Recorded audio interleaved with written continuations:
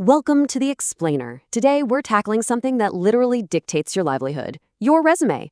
We're pulling directly from some incredible source docs, like the Effective Resume Writing Guide and Resume Rewired, to build you a step-by-step checklist to survive this crazy modern hiring landscape. And hey, if you want extra updated resources on this, make sure to check out commercewise.net. So go ahead and grab your current resume, because we're about to rewire it from top to bottom. Let's kick things off with a number that might actually shock you: 57%. According to recent recruiting data, 57% of recruiters actually prefer a two-page resume over a single page, as long as that extra space is packed with relevant, well-rounded content. I know, right? It completely shatters that old-school one-page-only rule that's been drilled into our heads for decades. The reality here is, if you've got valuable projects, volunteer work, or skills to show off, do not be afraid to use the real estate to tell your full professional story. Okay, let's dive into this. Here's our roadmap for The Explainer. First, we'll look at the modern resume reality. Then, beating the bots with formatting. Next, the top third checklist, followed by building better bullets for your experience. And finally, we'll wrap up with a final inspection checklist. All right, Section 1, the modern resume reality, and navigating those AI gatekeepers. So before your resume ever reaches an actual human being, it has to pass through a gauntlet of software gatekeepers. If you don't know how they read your document, honestly, you've lost the game before it even begins. We're talking about the Applicant Tracking System, or ATS. Think of it like a robotic bouncer at the door of your absolute dream job. When you hit submit, this ATS scans your document for specific keywords, job titles, and standard formatting. If you've got an overly complicated layout or you're missing the exact skills from the job description, boom, the ATS drops you straight into the infamous resume black hole and you are instantly rejected. No human eyes will ever see it. Which brings us to Section 2, beating the bots by setting the foundation. Look, before we even stress about the brilliant words you're going to write, we absolutely have to make sure this software algorithm can actually read the document. On the left, we've got that old, highly designed aesthetic. You know the one: multiple columns, fancy tables, maybe a headshot or some slick graphic bars showing your skill levels. Now, a human graphic designer might love that, but the ATS, it absolutely hates it. The software just reads left to right, top to bottom. When it hits multiple columns or tables, your text gets completely scrambled into gibberish. But on the right, you see the modern ATS-friendly format. It's clean, it's single column, and it uses simple standard headings. That's what we want. So here is your definitive format survival checklist. First up, stick to that single column layout. Set your margins to a consistent 1 inch all the way around. Use a standard, clean, sans serif font. Think Calibri or Arial. Don't try to get creative with your section headings, okay? Use traditional terms like work experience and education, because the bot is literally programmed to look for those exact words. And please, listen to me on this next point. Take all of your contact info out of the header or footer fields. A lot of ATS parsers completely ignore the header zone, meaning you could submit a gorgeous resume with zero way for them to call or email you. Finally, always save your document as a .docx or a text-selectable PDF. Moving right along to Section 3, the top third checklist, and hooking the human reader. Okay, so once a real, live, human recruiter actually gets their hands on your document, they're going to skim it in a matter of seconds. That means the top portion of page 1 is the most valuable real estate you have. Now, what's really interesting about this is how the strategy of that opening paragraph has fundamentally changed. On the left, we have the super outdated objective statement. You know, it usually says something like, seeking a challenging position where I can use my skills. Notice how that's all about what the candidate wants. Well, recruiters don't care about what you want right now. They care about what you can do for them. That's why we've totally shifted to the professional summary on the right. It's an immediate declaration of value. Digital marketing specialist with 5+ years driving 30% plus online growth. See the difference? It's concrete, it's packed with keywords, and it proves your worth instantly.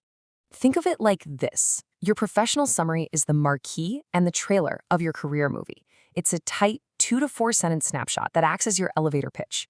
You want to weave the absolute top skills from the job description right in there, so the recruiter realizes immediately, wow, this is the perfect fit, and feels compelled to keep reading. And here's a pro tip straight from our source text. Write this summary last. Build the rest of your document first so you know exactly which of your greatest hits you want to feature right at the top. All right, let's look at your top third checklist. Start by cleaning up your contact info. Drop your physical street address, nobody needs it, just your city and state, a professional email, your phone number, and a custom LinkedIn URL. Next, right below that vibrant new professional summary we just talked about, add a dedicated skills section. Remember, recruiters are actively hunting for a specific checklist of requirements. Put your hard technical skills and your soft interpersonal skills right here at the very top. If the job description specifically asks for project management and Salesforce, you make absolutely sure those exact words are sitting front and center in this section. Now for Section 4, experience and building better bullets. This right here is the beating heart of your resume, and it requires a massive mental shift in how we write.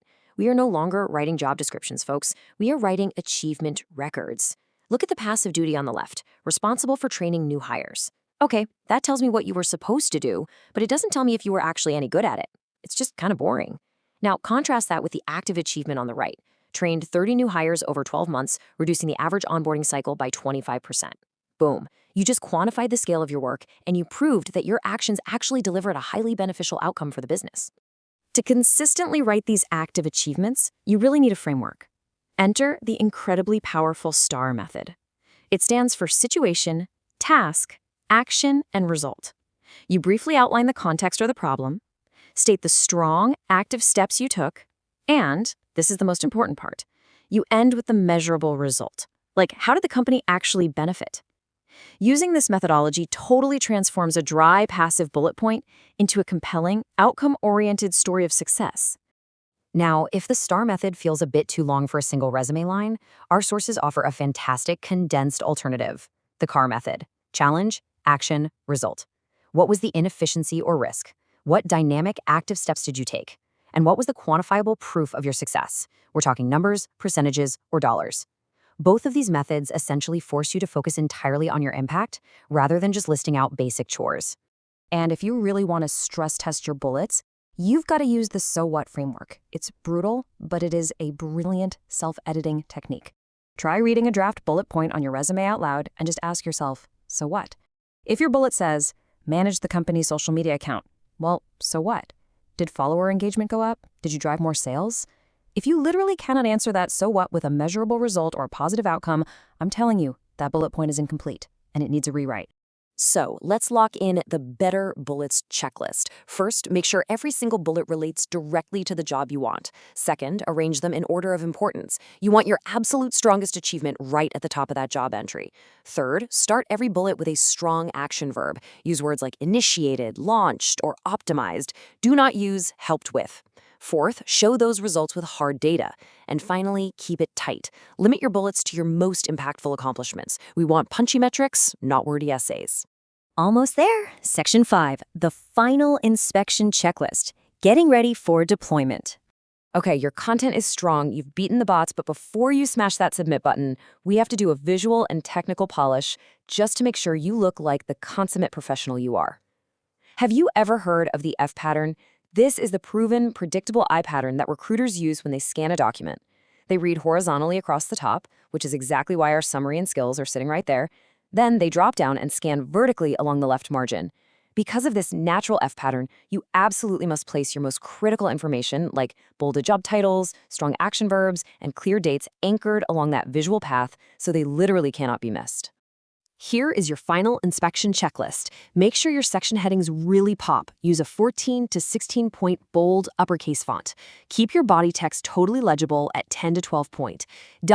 Triple check every single date on your resume. They must be formatted consistently throughout, like a 2-digit month and 4-digit year. Otherwise, that parsing software gets deeply confused.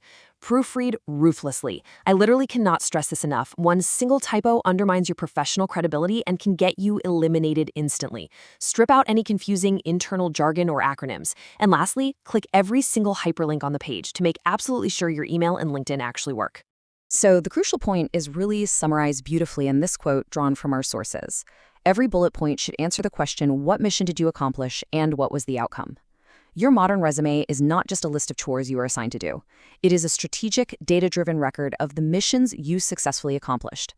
Which leaves us with one final question for you. Is your resume ready for the real world? Now that you know exactly how the ATS bots read your formatting, how human recruiters skim that top third, and how to transform your passive duties into quantified achievements, it's time to take action. Go grab your resume, apply these checklists, and show them exactly what you're worth. And don't forget to check out commercewise.net for extra resources to help you along the way. Thank you so much for joining me on this explainer, and I'll see you next time.